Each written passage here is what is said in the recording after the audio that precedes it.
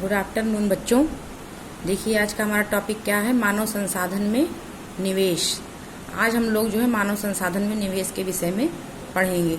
सबसे पहले हम लोग ये जान लेते हैं कि निवेश आखिर है क्या। देखिए निवेश जो है वो एक ऐसी प्रक्रिया है जिसे हम किसी भी व्यापार या जो है किसी भी उत्पादन क्रिया या बैंक आदि में जो पैसा लगाने या रखने की क्रिया को ही हम क्या कहते हैं, निवेश कहते हैं।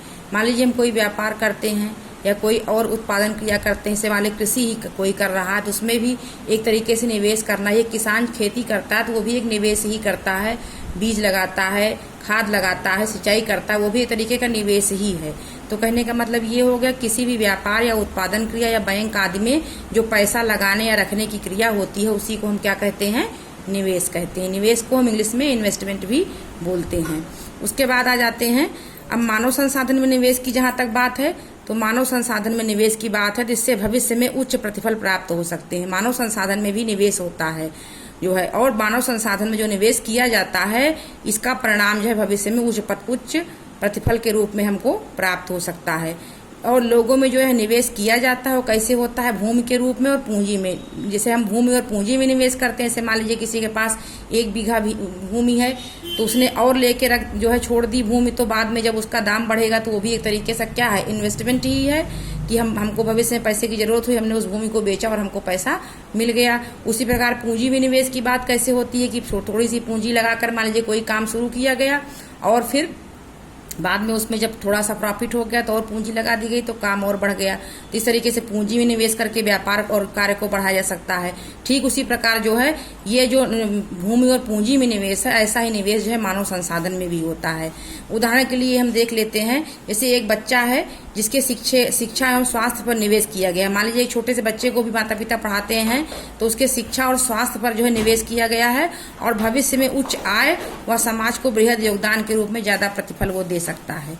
कहने का मतलब अगर एक बच्चे को उचित शिक्षा और उसके स्वास्थ्य पर विशेष ध्यान दिया जाता है तो वह जो है भविष्य में उच्च आय और समाज को जो है बृहद योगदान देता है। अगर अच्छी शिक्षा दीक्षा होती है, उसका उचित स्वास्थ्य रहता है, क्योंकि सबसे बड़ी संपदा क्या है, स्वास्थ्य है। स्वास्थ्य के अगर हमारा अच्छा रहेगा तभी हम कोई कार्य कर पाएंगे। तो स्वास्थ्य सबसे बड़ी संपदा है। तो किसी बच्चे के अगर स्वास्थ्य पर शुरू से ध्यान दिया जाता है, उसको उचित शिक्षा दी जाती है तो आगे चल करके वो जो है समाज में जो है अच्छे पद पर जो है उसको वो कार्य करने के योग्य बनता है, जिससे जो है उसको उच्च आय और समाज को जो है बृहद समाज के विकास में अपना बृहद योगदान देता है। और इस प्रकार जो इस प्रकार इसको हम क्या कह सकते हैं, इसी को हम मानव संसाधन में निवेश बोल सकते हैं। क्योंकि शिक्षा भी एक प्रकार का इन्वेस्टमेंट है और शिक्षा एक ऐसा इन्वेस्टमेंट है जिसका प्रतिफल हमको भविष्य में जो है देखने को बेहतर मिलता है। एक शिक्षित समाज और एक अशिक्षित समाज में जो है बहुत ही फर्क होता है और यह अंतर उनके आर्थिक, सामाजिक और शारीरिक विकास पर बहुत प्रभाव डालता है। आप सभी लोग जानते होंगे कि एक पढ़े लिखे समाज और एक गैर पढ़े लिखे समाज में कितना फर्क होता है। जितना एक शिक्षित समाज जो है हर तरीके से जो है शारीरिक रूप से और सामाजिक रूप से और जो है स्वास्थ्य के रूप से जो है समाज के विकास में योगदान देगा, उतना एक अशिक्षित समाज जो है स्वच्छता के विषय में, शिक्षा के विषय में या किसी अन्य चीज प्रगति के बारे में एक अशिक्षित समाज उतने गहराई से नहीं सोच पाएगा। इसलिए शिक्षा भी जो है एक प्रकार का निवेश है और एक शिक्षित समाज जो है ही बेहतर तरीके से आर्थिक, सामाजिक और राष्ट्रीय विकास में अपना योगदान देता है। तो कहने का मतलब ये है कि एक शिक्षित समाज और एक अशिक्षित समाज में बहुत ही फर्क होता है और यह अंतर उनके आर्थिक, सामाजिक और शारीरिक विकास पर बहुत प्रभाव डालता है। अब जैसे जापान जैसे देश को हम देख लेते हैं कि जापान जैसे देशों ने क्या किया कि जापान जैसे देशों ने मानव संसाधन पर क्या किया है, निवेश किया है। उनके पास जैसे जितनी प्राकृतिक संसाधन, जितनी भू संपदा हमारे भारतवर्ष में हमारे पास है, हमारे यहाँ हर प्रकार की ऋतुएं पाई जाती हैं, जितना प्रकृति ने हमको दिया है उतना शायद जापान को नहीं दिया है। लेकिन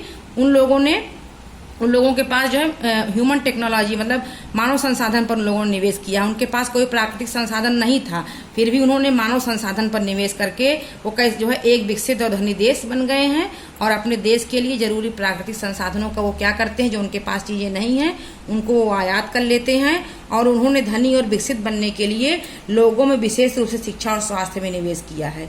मतलब उनके पास प्राकृतिक संसाधन उतने नहीं है, वो देशों का वो आयात करते हैं, लेकिन जो उनके पास मानव संसाधन है उस पर उन्होंने बेस्ट इन्वेस्टमेंट किया है। उनकी शिक्षा के विषय में, उनके स्वास्थ्य के विषय में अधिक जो है उन लोगों ने ध्यान दिया है। वो लोग जागरूक हैं तो धनी और विकसित बनने के लिए लोगों में विशेष रूप से जो है शिक्षा और स्वास्थ्य में उन्होंने निवेश किया है, और उन लोगों ने भूमि और पूंजी जैसे अन्य संसाधनों का भी कुशलता पूर्वक प्रयोग किया है। कहने का मतलब ये नहीं है कि हमारे पास बहुत भूमि होगी और बहुत पूंजी होगी तभी हम जो है आगे बढ़ सकते हैं। कहने का मतलब है कम चीज़ों में भी अगर हमारे पास बेहतर कुशल मानव कौशल है, बेहतर जो है हम चीज़ों को जो है बेहतर रूप से मैनेज कर सकते हैं, तो हम कम में भी जो है काफ़ी कुछ कर सकते हैं। तो उन लोगों ने यही किया है कि भूमि और पूंजी जैसे अन्य संसाधनों का जो प्रयोग है वो कुशलता पूर्वक किया है। तो कम होते हुए भी, प्राकृतिक संसाधनों का अभाव होते हुए भी वो लोग जो है आज धनी और विकसित देशों की श्रेणी में आते हैं। कुशलता और प्रौद्योगिकी विकसित करने के कारण ही ये देश जो है क्या हो गए हैं, धनी और विकसित बन गए हैं। तो ये जो है हमने आप लोगों को आज मानव संसाधन में निवेश के विषय में बताया। इस टॉपिक को आप लोग अच्छे से पढ़ेंगे, समझेंगे। आज के लिए इतना ही, धन्यवाद।